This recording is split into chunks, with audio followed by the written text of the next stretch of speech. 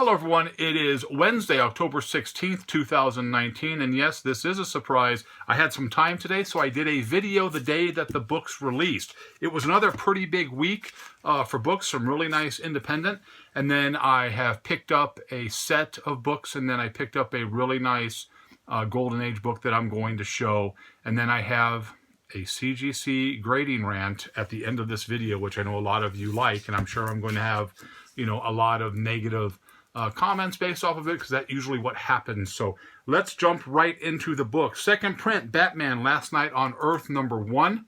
Just love the Joker green on this cover, so I had to pick one up. And I enjoyed the story on the first one. Dark Multiverse, Batman, Nightfall, #1. There's that.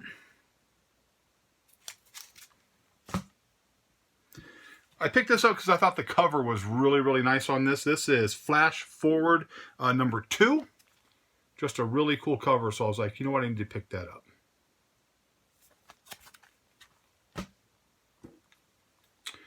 City of Bane, Batman, #81, cover B. Cover B was the only cover I picked up. Of course, Bane doing some damage to the Batman right there. A very famous scene. So when I saw this, I had to pick up a couple of copies of this. And again, it's another big week for books, another big hit on my wallet, but it is what it is. And then the 100-page Giants that we're talking about, which I absolutely love, for the $4.99 price point. This was the Wonder Woman right there.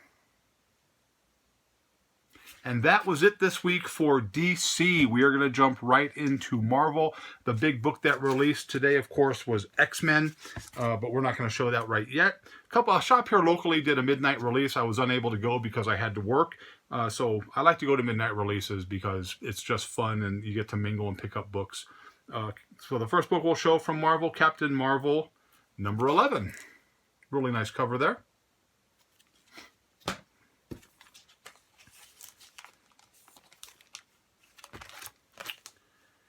This is X-Men #1 right here.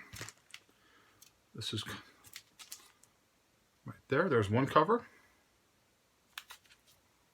Let me find the other ones here first so we can get those. And then this was, I called this the birthday cake one. I thought that was a really cool looking cover, so I picked that one up. A lot of covers on this book, so I only picked up a couple of them.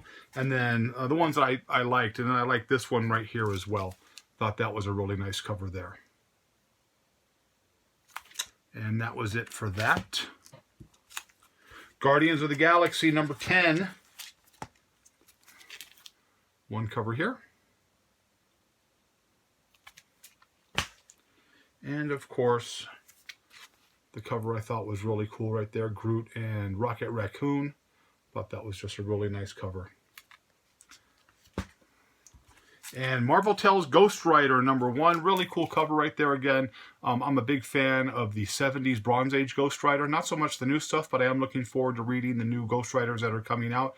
Donny Cates did some really nice stuff and, made it exciting again to read Ghost Rider. And that's what we had for the mainstream books. So let's jump right into the independents. First book I'm going to show, Lady Death. This is Nightmare Symphony #1, the Ritual Edition. Really cool cover right there.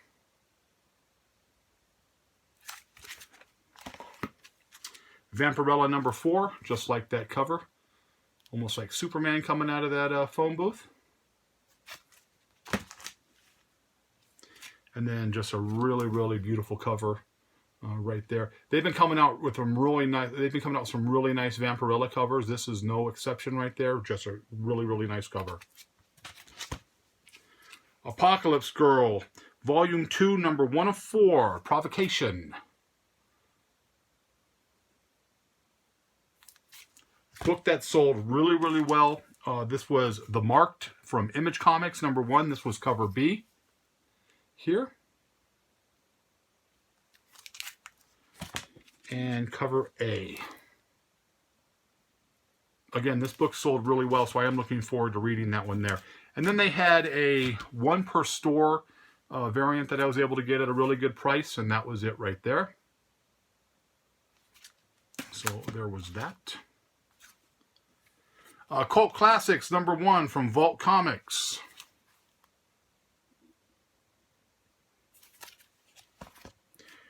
Creature feature number 1. Of course, that is a takeoff on Afterlife with Archie, the Jughead cover. Again, a creature feature, I thought it was kind of funny because when I was a kid, there was a movie channel on Saturdays that would show scary movies, and they called it the creature feature. So there's that. Second book that I'm looking forward to reading from Boom Studios, Something is Killing the Children, number 2. This book sold really, really well. Another one of the hot books that just kind of blew off the shelves. And cover B. And it's not a video without some Betty Page. This is Betty Page number 5 from Dynamite.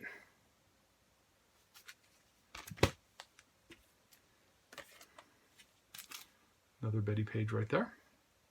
Didn't really like the photo covers this week, so I didn't pick any of those up, but I did like those covers there.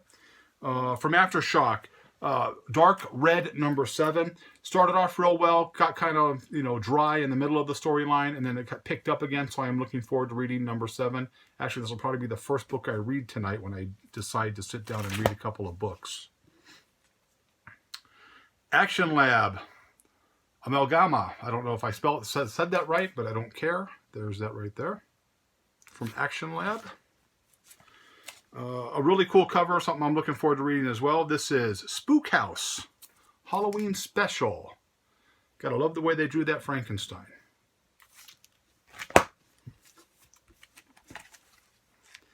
A book that I saw, this was, kind of goes to the ASPCA. A little bit of portion of this book goes, and this is Pet Pals variant, Archie, number 4 of 5.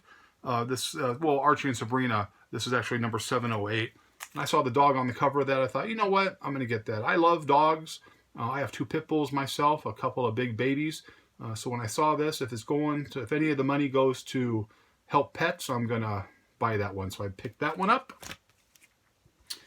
And then since it is Halloween, Zenescope usually does Halloween covers, and this week was no exception. This is Grim Tales of Terror 2019 Halloween Special, cover 1, which I thought was really nice, sitting on the Scarecrow. My favorite cover. Little trick-or-treat action right there. Another cover here. And the 4th cover. And again, like I say it all the time, Zenescope really draws their ladies correct. They make them really nice. They're good covers. It's a good cover purchase, and there is a really good resale value on those if you're interested in that aspect of it, which, of course, I'm buying inventory for a shop, so down the road I will be interested in that. And then I picked up Nightmare Sympathy, the Platinum Foil Edition of Lady Death. This was a little expensive, but I love the Lady Death, and I thought that was a really cool cover right there. There's that there. And that is it for the new books today. Now, I did pick up a couple of other things I'm going to show right now. And the first thing I picked up from my friend Joe at Fire Force Comics, who is in the old swap meet that I was in. And he has a nice selection of, older books. Nothing in high grade, but real affordable, Golden Age, Silver Age, Bronze Age books. If you're looking to fill runs, stop by and say hi to him. If not, there's other shops here, Cosmic, Phantomverse, that also have a selection. So what I picked up is I picked up a full set of Batman The Long Halloween. This is cover 1.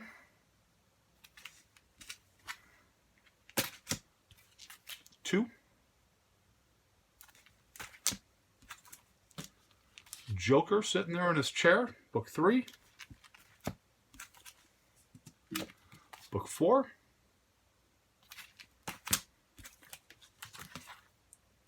5. 6. 7.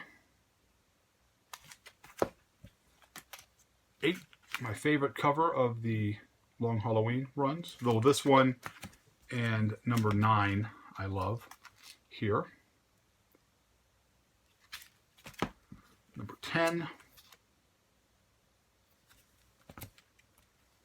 11, 12,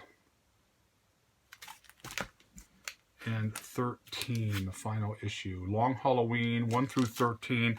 I think I like it. It's one of my favorite storylines of Batman, Long Halloween. And when you can find the individual books, I try to break, buy the sets when I can, when they're affordable. This set is in super, super high grade condition.